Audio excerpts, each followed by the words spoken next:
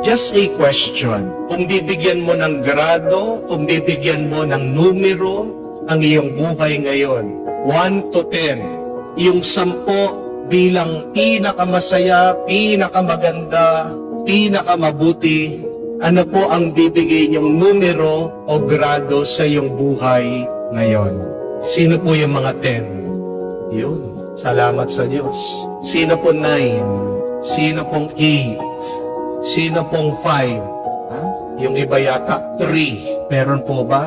3, 2, 1, 0. Meron po? Bakit ko po tinatanong ito?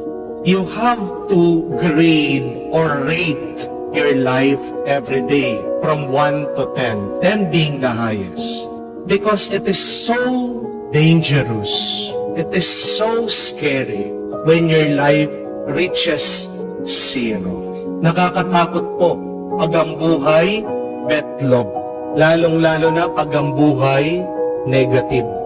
Because remember this, my dear friends, anything that you multiply by 0 is 0. Anything that you multiply with negative is negative. Mag-ingat po kayo. Dahil ano ang utos ng Diyos sa atin? When God created us, He said that we should be fruitful and multiply. Habang buhay ka, hindi mo maiiwasan na mag-multiply, mamunga, umubo ang iyong buhay. And where will you multiply your life? With your experience.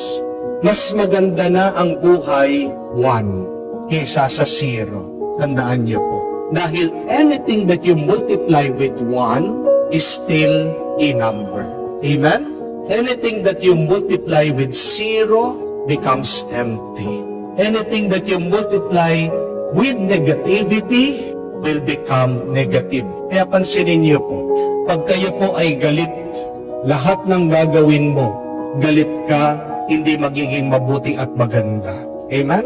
Pag kayo po ay malungkot, kahit na masarap, maganda, mabuti yung ginagawa mo, kumakain man yan, namamasyal kayo, naglilibang kayo, pero pag ikaw ay malungkot, pati yung mga nakasama mo, pati yung ginagawa mo, nagiging malungkot. Di po ba? Pag ikaw ay nag-aalala, kahit na nasa maganda kang lugar, environment, pasyalan, nakikita mo black and white. Walang kulay, pangit.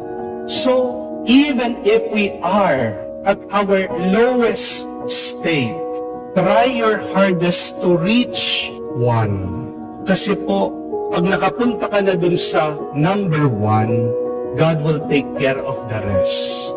And how do you reach from 1? Pwede po maaari through persistence, through consistency, through endurance. Basta't magtiyaga ka, basta't huwag kang susuko. Yan ang pinapaalala sa atin ng Diyos. To never grow tired of praying, even if there is no result. Because with our endurance, with our persistency, without surrendering, we will achieve grace. We will be given the thing that we pray for. Ito pong babae na narinig natin sa Ebanghelyo, 0 or negative yung kanyang estado. She was a widow, wala na siyang asawa. She was a woman, mahina siya. She was poor, walang-wala talaga siya. She was one of the lowest of the low, the weakest of the weak. She had nothing. And yet, even though that she was negative or 0 in her life, she did not stop. She did not surrender. She persisted. She fought. Tingnan niyo po, yun lang yung kanyang magagawa. Yung hindi tumigil. Araw-araw, pinupuntahan niya yung judge, nakikiusap. So, it is a lesson to all of us. When you feel that you have nothing, when you feel that you have reached your rock bottom, you still have your persistence. You still have your endurance. You still have the spirit of not surrendering. At kung hindi ka titigil, hindi ka susuko, makakarating ka doon sa one. And anything that you multiply with one will become something good. Amen? And do not forget this, that even if you are in the negative or zero in your life, what should you do? Just believe in the one. At sino po yung the one? He is God. Amen? Because if we have the one in our life, what will happen to you? You will become 100% in your life. Hindi ba natin pinapasalamatan yon sa Diyos? Nasabi niya, hindi naman kayo kailangan magpagod na magpagod sa kakadasal. Kasi ang Ama, alam niya lahat ng inyong pangangailangan.